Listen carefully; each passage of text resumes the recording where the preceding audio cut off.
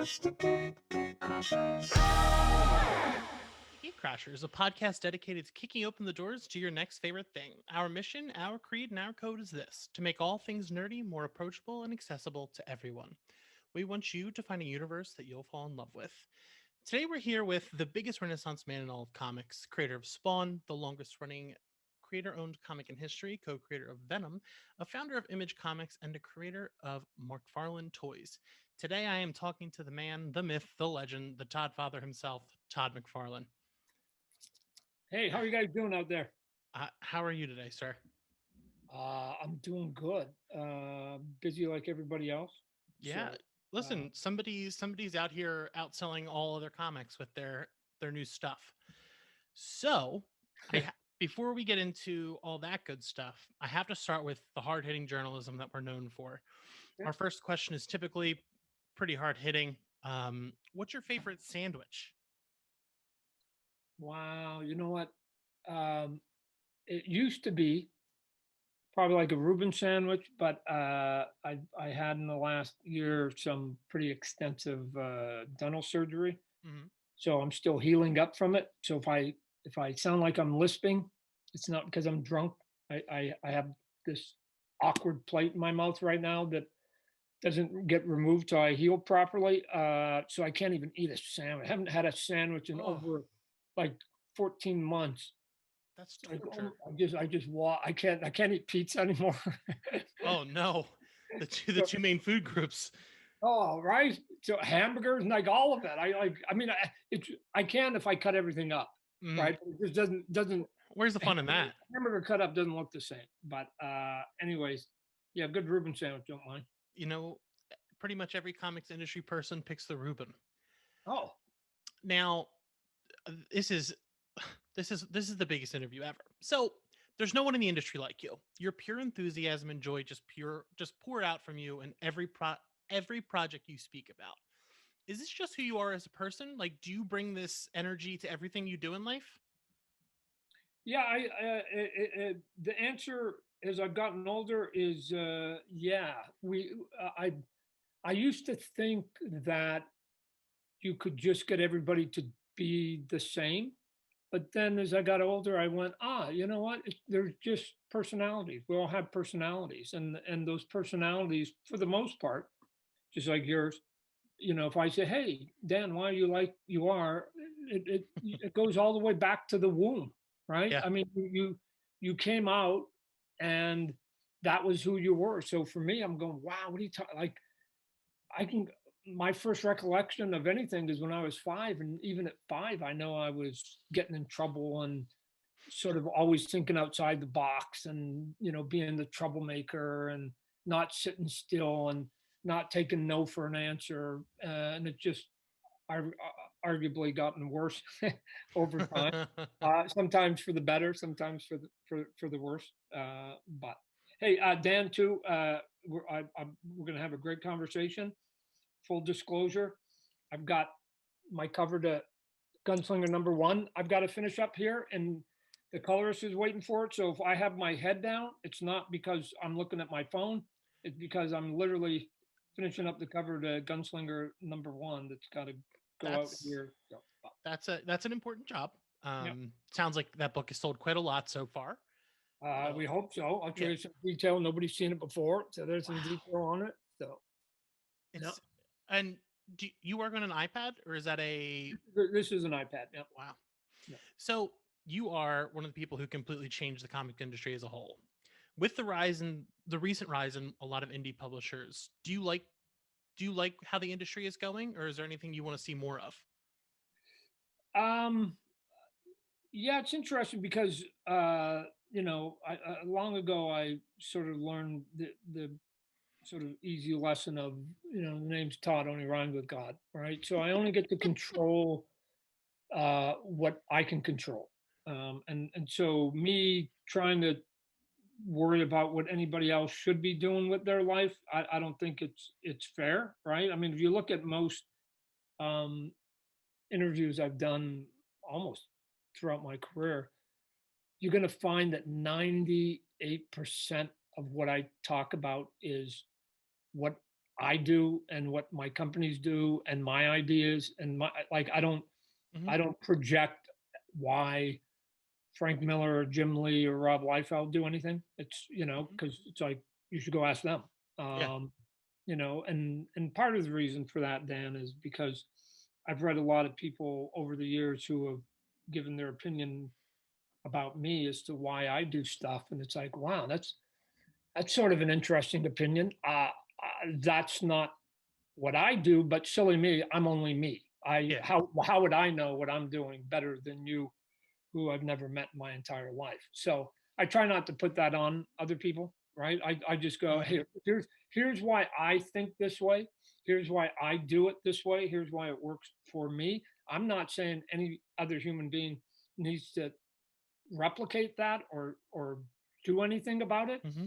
I'm just giving you insight as to my You. rationale and my opinions as to why I got from point A to B or why I'm doing any idea in my head. So So before we get into the Spawn talk, I do have to ask about the toys because I'm currently surrounded by them, and if I buy any more, my partner is going to turn me into a Build-A-Figure. Um, when uh-oh. you Well, when we you got a lot of temptations coming down the pipeline. So you're gonna kill me. I'm covered in Suicide Squad, and they came at the perfect time. It's like, oh, I'm working at home now. I'm sitting at my desk. I can order Amazon all day. oh, don't. I That listen. You that's started your site. that's the serpent in the tree at that Yeah, point. yeah. Don't do it. Turn back for Girlfriend would be happy to hear that part. But it. I make sure that every time you put up a video talking about what's coming, I watch it because the way you speak about things is something that I try to bring the energy of every one of my projects, that same energy. Are those videos off the cuff, or do you have some type of script going into that? No, sometimes they'll come in and say, "Hey, Todd, if it's something specific, they go, Hmm. hey, you got to say this and this." It's usually for like things like if there's a pre-order and a specific date Hmm. or something like that.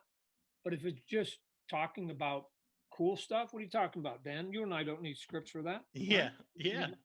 You just do it. Like, I mean, look, I get it that other people do way more elegant production on their Hmm. videos, and maybe for an advanced company, I should be thinking about doing something that seems more professional. But I like it here, like Yeah.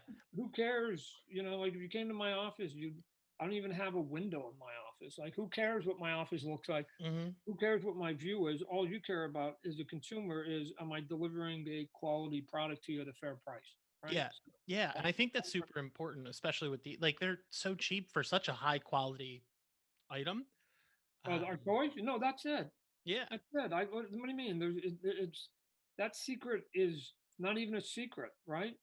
You give people a lot of plastic, you put it in a quality form, and you price it fairly, and you can sell that then. And Yeah. if I add one more piece to it, like that, you can sell. Hmm.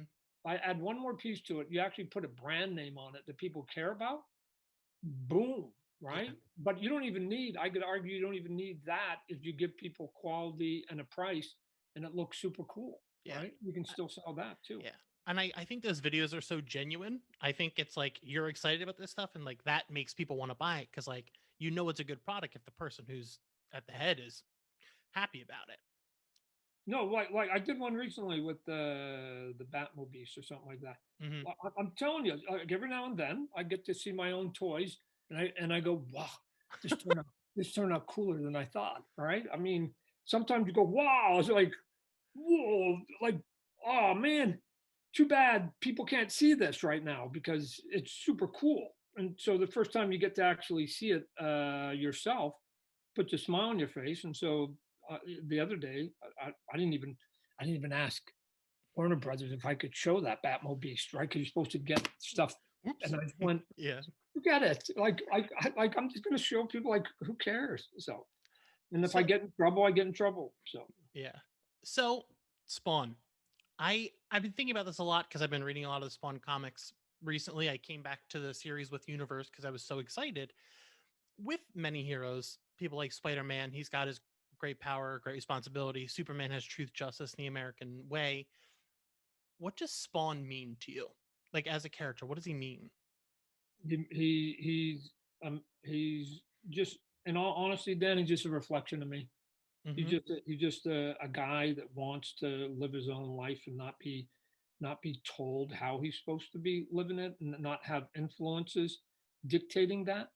And in this case, the influences are at times, a lot of times, sort of the biblical ones that we were taught when we were little kids, heaven and hell.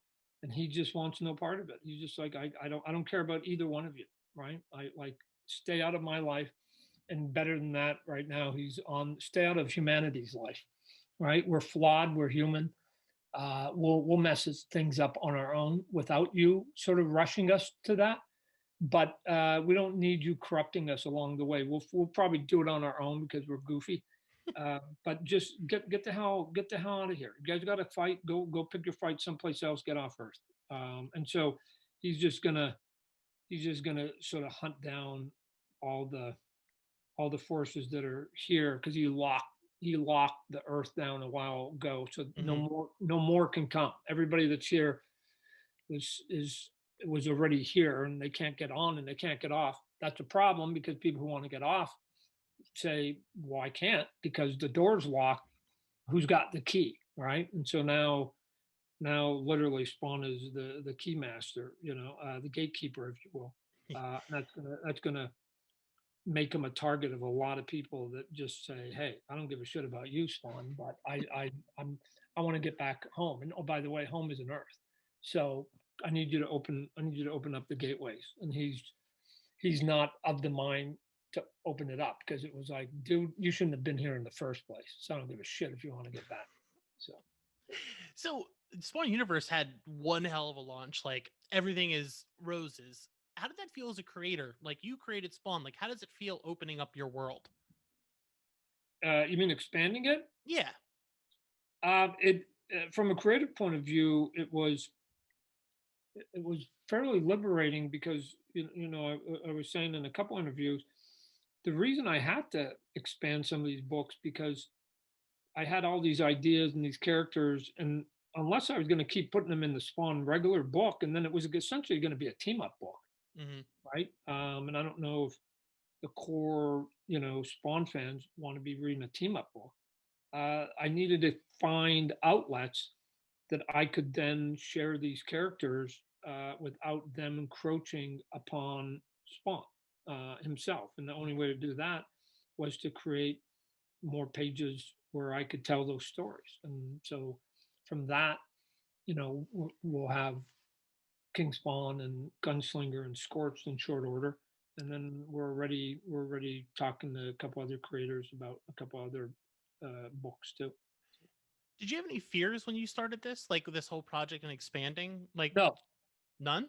no. Wow. You Dan, were Dan, Dan, Dan. Here's the thing. Here's the thing about an entrepreneur. We never think we're going to fail. We do. The Mhm. percentages say we do. As a matter of fact, small businesses, if you look at it, it's like a 70% failure rate. So you do, but the thought of an entrepreneur, like, if you have any idea of thinking that you're not going to succeed, why do it? It's a Yeah. weird, like, for me, and this is where the personality comes in. That it's foreign to me to go, Mhm. like, why would I do anything if I thought I couldn't do it? Why don't I just go to the Yeah. things that I think I can actually do? Not I can do, but at least I think I can do. So if I up front think that I can't do something, I'll go find another game that I think I can play better, and I'll go there. But I've also found that mentality, that fearlessness, is not for everybody, right? And Hmm. I've said before, the difference between an entrepreneur and somebody who doesn't have it is, they say, hey, we need you to jump off that cliff. Most people will ask prudent questions. Oh, well, how high is the cliff? How, if I jump, is there anything down below that's going to catch me? Yeah, well, there's a fireman and they got a big giant bag and it's a soft pillow. Okay. Well, what if I miss the bag? What's plan B? You know, do we have the ambulance? Like, and so there's all these logistic and smart questions. An entrepreneur, me, is an example. They go, Todd, jump off the cliff. I just go, fuck, get out of the way. And I back up and I back up. And the reason I want to back up because then I can launch further off the cliff. And then maybe halfway down, I go, oh my God, I wonder if there's anything here that's going to catch me. It's the last thing you think about is the failure. The guy just asked you to jump and you want shit, I'll show you a jump, right? And you go there. So the simple question, here's the simple question, right? And, you know, your audience is listening. That, and I'm going to oversimplify it, but it's just me. The simple question that says, do you have that entrepreneurial spirit in you? I can find it in some people with one question. Have you ever been the first person on the dance floor? And if the answer is no, you might not have what it takes. And here's why. Because when you go to the dance floor, you go to a place to dance. So, you know, take me for example. My wife says, "Hey, let's go dancing." So what's the goal? To have a good time and to dance with my wife. Okay, so we get to the bar and they start playing music and nobody wants to get on the floor and nobody wants and at some point I'm just going, Wanda, my wife, you want to go dance? Uh-huh. I don't give a shit if anybody else in that room wants to dance. I don't care if anybody thinks I dance funny. I don't care if everybody in that room thinks that I'm the best dancer they've ever seen in their entire life. They're not relevant to me. The goal was to dance with my wife. I accomplished the goal and I didn't let the opinion of strangers or thought process of strangers like have any relevancy to me. Now, that's not how everybody else is wired because a lot of people care about what other people think about you, right? And so to me, you just go, so all you guys are going to just wait until the floor is crowded and then it's easy to go dance. Then if you want the easy way out, then I'm telling you, you probably don't have the entrepreneurial spirit because I'm telling you, it can get kind of hard at times. And you know what? There's going to be a lot of people telling you you're not doing it right, you're not good at it, you're doing it wrong, or you should stop. And at some point, you got to plow through all of it. You got to plow through all of it and just go, dude, I'm dancing. This is how I dance. If you don't like it, you don't have to worry about it, right? So I put out product, and we don't live in a penal colony. And like I said, name's Todd, rhymes with God. I can't make any human being on this planet buy anything that I do. All I can do is make it and sit back. And what I do, Dan, is I cross my fingers and I hope that there's enough, just enough, so that I get to do it again tomorrow. And from the ego point of it, when I was younger and stuff, we all had sort of bigger egos. I'm getting too old for it right now. Here's what I know about success and about fandom and about celebrity and whatever else. If everybody that looks at my work thinks that what I do is horrible, then if I take that amount of people, which is everybody, and I put it against the population of the globe, it's 0% like me. Now let's flip the switch then. If I take all my fans and every one of them loves what I do, and I take those people and I put it against the entire population of the world and round it to the nearest integer, it's still zero. So on my best day, I'm at 0%. And on my worst day, I'm at zero. So since I'm going to be at the same number every day anyways, might as well do what I want to do. Right. So it's not, I'm not shifting anything dramatic. I'm at zero no matter what, Dan.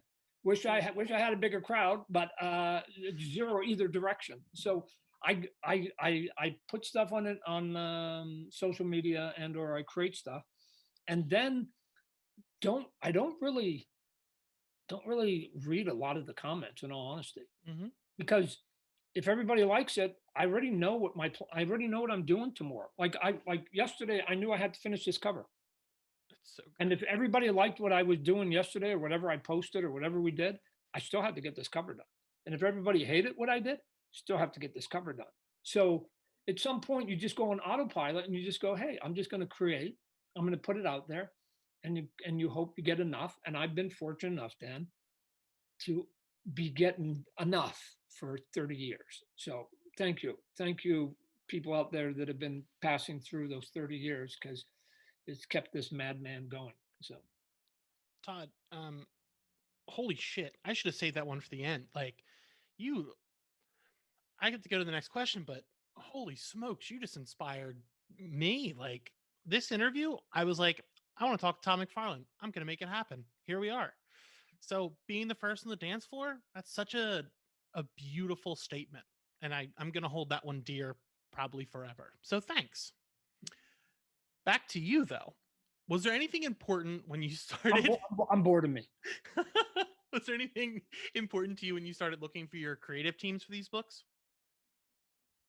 Um, you know what yeah, I mean, ideally I wanted people whose stuff I like Mm, also. I also, but I also know that beggars can't be choosers, and some people have deadline problems, some people have commitments to other books. So I had to basically go out there and beg, borrow, and steal, and just try and find people that I could convince this would be sort of a fun little sort of jaunt. And I got lucky with some really good top flight people. wow. So obviously Al is the lead, but what makes a good co-star for a Spawn book? Like, what makes a good character to go alongside Spawn? Probably somebody that can pull out some of the humanity out of him, because he's sort of a bit of a musclehead, if you will. Can be a little stubborn. Again, like I said, I think he's a fairly big reflection on me. That might not be the most coachable guy on the planet, and somebody every now and then has to remind him that he doesn't have all the answers, or even going into a battle because you're angry might not be the best plan of attack either. So, What was the process like for choosing the characters for the Scorched and who was going to lead the universe books? um, in all honesty, it was just trying to ease the readers into what they already knew, Mm-hmm. and not overly shock them. But the the trick with something like the Scorched is that eventually those characters are going to change out, and in the future there may be a team, the Scorched, in which there's not a single Spawn related character in it, um, which is why I didn't put that word in the Mm-hmm. title, because the plan was that this isn't a Spawn book. It's a team book, literally a team book, and it's a place where I can sort of introduce more ideas than any place else, right? Because again, the expectation is you're buying Gunslinger, you expect to see a lot of him. You're buying King Spawn, you expect Mm-hmm. to see a lot of him.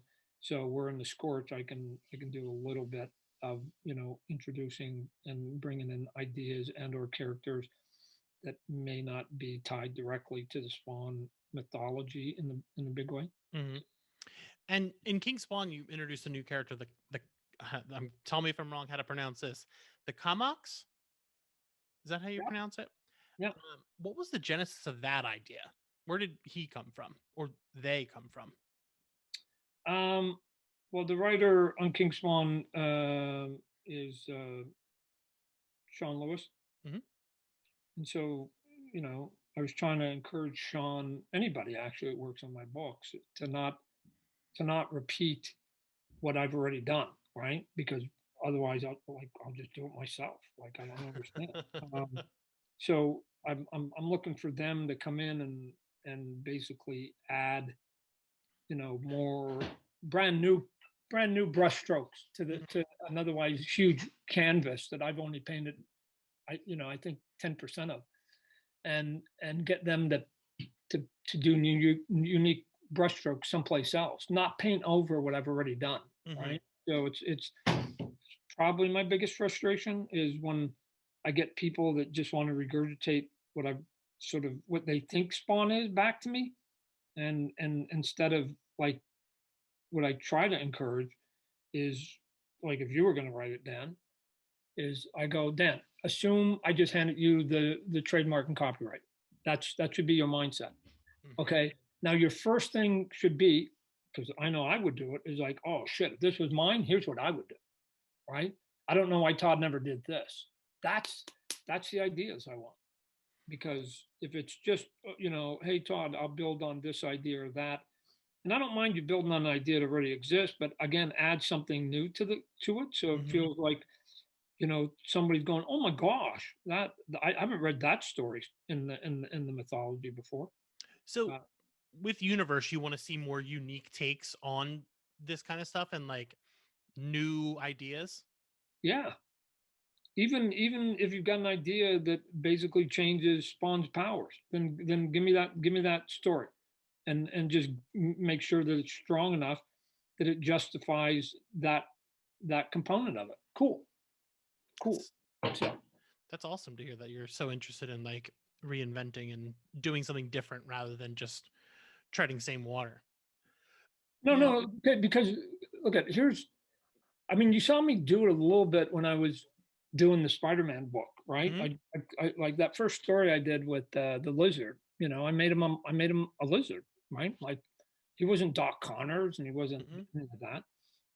And it wasn't because I didn't think that the Doc Connor story and the tropes of that character were bad or whatever. I was smarter than anybody else. It wasn't any of that. It was I've read that story. mhm. I've read the story of Doc Connor turning in the lab, going after Spawn. His wife comes. I've already read it. So what story haven't I read about the lizard? And that was basically all I was trying to basically get across. Even the first time I attempted to write, that was the first time I was writing comic book. And so just rereading and rewriting the same stories that Stan Lee had done. Stan Lee did them, and then Mhm. Roy Thomas did them, and then Marv Wolfman and Len Wein did them. It's been done. It's been done 10 times. That story's been told 10, 20 times. Why do you need to read it a 21st time? Here's a look at the lizard you haven't seen before. So to me, that's what I'm looking for when somebody comes on board and going to help me sort of do some of the writing is, just surprise me. I want to be surprised. I want to be a fan of my own book. So, That's incredible. So I, as many other 90 kids, grew up with Spawn, but I never got to read the comics till later. Like I was sneaking into my friend's basement to watch the HBO show. I watched my dad play the PS1 game. I may or may not have tricked my grandmother into buying me the Dreamcast game, but I never really got to read Spawn until high school. And I actually came to Spawn through Haunt, oh who yeah. recently showed back up. And personal favorite, Dan Kilgore, one of my favorite characters ever, is finally coming back. Is he someone we'll be seeing more of, Yep. or Yep. beautiful? Yep. And because again, he's a known quantity, Mm-hmm. right? And so again, if you're going to start littering the universe with different characters and that, and we've got new ones that we're going to be bringing in, but also some of the sort of the favorites, if you will. We'll be bringing some of those back. Yep. That's awesome. Listen, that's all I need to hear. I did want to ask a couple of questions about the Gunslinger, just because that one's the next one coming up. Sure. How does it feel to have a character like that be taken over by another, like other writers and other artists? Is this what you always Um, planned, or? let me just say the ongoing artist on the book is Brett Booth, Mm-hmm. right? I'm going to say the same thing about Brett Booth that I said about Greg Capullo. Greg Capullo drew a better Spawn than I did. Brett Booth draws a way better gunslinger than I do. I mean, if you're asking me, and I I'm the guy that owns them. Like I'm on. If you'd rather have like you can have Todd McFarlane draw Gunslinger or Brett. I'm telling you, you want Brett because his stuff is just crazy good. So, is it difficult? Nope, not if you got the right person on it.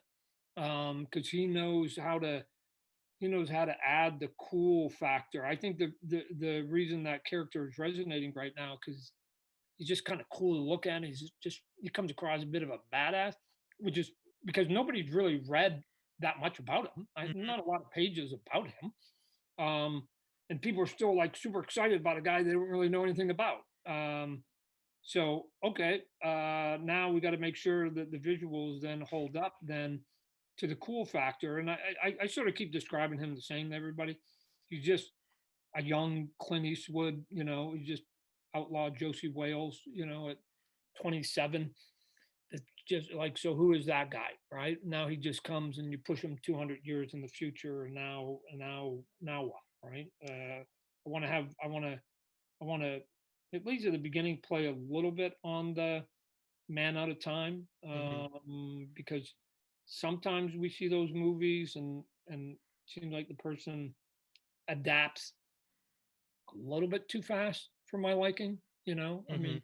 everything should be foreign to him pretty much. And so there's at the end of issue number 2, after a really harsh battle. I mean, it's pretty harsh. That there's this moment that some may think is levity, and it's not meant to be, especially if you think that it's a young Clint Eastwood acting the lines. Because to me, a young Clint Eastwood would never smile when he's saying any of these Mhm. lines. There would never be any joy in his voice when he's saying any of these lines, because he's just matter of fact and he's business about everything. Um, but he's curious about how some of this stuff works and how the world got to where it is, right? I mean, even simple stuff like, whoa, whoa, whoa, whoa, whoa, whoa. What do you mean a black man owns a company? Like Mhm. 200 years ago, that wasn't true, right? So something was happening. I mean, he disappeared during the Civil War, so now he's like, oh Mhm. my God, I guess that Civil War had some impact. But not where I came from. Everybody still was, some kind of, stereotype that we'd already pigeonholed, himself included. He pigeonholed people, and people pigeonholed him. So, and Gunslinger to me isn't the smartest guy on the block. So he's not a military genius. He's not. He's not. Got his powers are way more diminished than Spawn's. So he's not super strong. He can get hurt. He can bleed. So again, his jeopardy is going to be way more amped up than Spawn's. And he's just trying to figure it out so that he can figure out how to basically get back to where he came from. And his reasons for wanting to go back are way different than what Al Simmons' reasons were. So he's got his own unique rationale as to what he's trying to accomplish. So, Interesting. And you bring up Clint Eastwood and things like that, and you could like kind of tell he has that kind of speech patterns of the man with no name. Was there a specific flavor of Western you're shooting for with the Gunslinger? um, no, just sort of, the ones to me that come across as being dark and gritty, Mm-hmm. and dusty. You know what I mean? Even if Mm-hmm. they're at high, at high noon, they just feel grungy, right? Yeah. I mean, one of my all-time favorite movies, Braveheart. The reason that, besides it's a hell of a movie, is that it just feels authentic. It looks grungy. It looks like these people have been in the forest for a month and haven't had a bath. And I mean, there's dirt in their pores, like a Yeah. mechanic who can't get the oil out of his hands. Um, so I'm going to see if we can bring a little bit of that into the equation here. So I love that. even some of the places he's going to go visit are going to be places where he sort of grew up, and those are places that are either part of where the gold rushes were, and or along the sort of the American Mexican border, sort of Hmm. before it got defined, and before half those states in the West were even states. So. That's very interesting. I'm super excited to hear that it's going to be kind of dirty and gritty. I love that aesthetic for stories. Now, what all of your characters are just beyond badass to look at. What do you think sets the gunslinger Spawn apart from someone like Al or someone like medieval Spawn, other than like, not having a sword? Um, I think there's a lot of visual hooks on him, if you will. Hmm. When for Spawn, it was like, oh my god, he's got a cool cape and he's got chains and he's got spikes and he seems a little dangerous. Spawn is now, or Gunslinger Spawn, and and if I'm successful, let me just tell you, if I'm successful with that character, eventually I drop the word Spawn, right? Yeah. He just becomes Gunslinger. Um, that Gunslinger has components on him that we all know, and I think we have sort of instant sort of reactions to, good or bad. Hmm. So for him, I intentionally took sort of the chains away from him. He's got a little bit around the neck and something Hmm. like, but it's not really there in any prominent fashion like Spawn. Because again, I didn't want them to all sort of have the same powers and the same costume, the same look. So, but what he does have is he's got skulls, right? So he's got the stuff on Hmm. the shoulders and on the hat. Got that sort of Billy Jack cool hat that he's got. It's a little bit tall. And so you either like skulls or you don't. I'm a big proponent of skulls. And so like I told Donnie Cates, oh, kids love chains. Kids also love skulls, right? So Yeah. you'll be seeing that T-shirt from Donnie here in the future. Um, and then he's got these little sort of barbed spikes on him, which are different than some of Spawn's that are sort of big, that look like big giant teeth. His are more like barbed wire. And then he's got those belts of bullets. I mean, a belt of bullets, and he's got two of them. It just looks cool, right? I Yeah. mean, I don't care whether it's coming across your shoulder. I've done what I call commando spawning over the years, and he just looks badass with a big gun and lots of bullet packs and stuff like that. He's also going to have knives. Hmm. He's going to be he can kill you. The one thing that I'm going to show is that he's not a guy that can just sort of get his job done with a gun, because that's going to be too easy. It can be too repetitive. That this is a guy who grew up again along the border and saw the white man and the Mexicans and the Indians and the Native Americans that were there and other groups, and he watched and learned their way of fighting, and he picked it Hmm. all up. He picked it all up. So to me, I can strip him of his guns for a year, and he's still gonna get the job done, because he's just like, fuck, give me a blade, right? I'll just take this blade and I'll go, right? And if I have to basically skin somebody's face, I'll skin them. So we'll do whatever. So I don't know. I mean, in this cover, I'm trying to play it. I don't know if you're gonna be able to see it, but I'm trying to play it that he's got his arrows on his back. He's got his arrows. Oh, it's gonna turn Whoa. time. He's got his arrows. He's holding a pistol. He's got a rifle, and then he's got it like his little Bowie knife in his hand. He's So basically, it's badass. like, you tell me what kind of game you want to play. Oh, and by the way, I'm now in the future, and you tell me there's a thing called the AK. You know, uh, Yeah. and I like, shit. You're making my life easy now. Uh, but if you don't give me any of that stuff, I'm still gonna get my work done. So don't worry about me. Now, there's one thing before I ask you our big finale. In his backup stories, there's these wolves that follow him around. Yep. Is that something that's going to be a part of the series? Like, is he going to have some sort of connection with animals or something like that? Yeah. It's not so much. It's not so much that he controls them Hmm. as more that he's almost a beacon to them. They actually gravitate towards him, not the other way around. Hmm. That they're just like, they know that this is somebody they need to protect.